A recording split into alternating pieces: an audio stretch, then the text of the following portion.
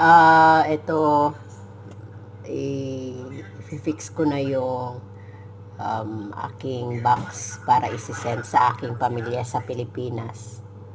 Ayan, habang sa nakikita nyo, ayan, sinarado ko lang yan pero hindi yan nakafix sa loob. Ayan. Ayan, sinusubukan kong buksan sa kahit ano na lang ginamit ko, ayaw mabuksan. Kaya umalis ako kumuha ng gunting. Gago! Ayan. Ayan.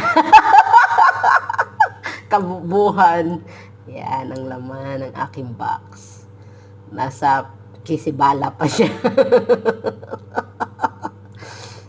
Pero isi-send ko yan sa aking pamilya. Ayan. Inayos ko na.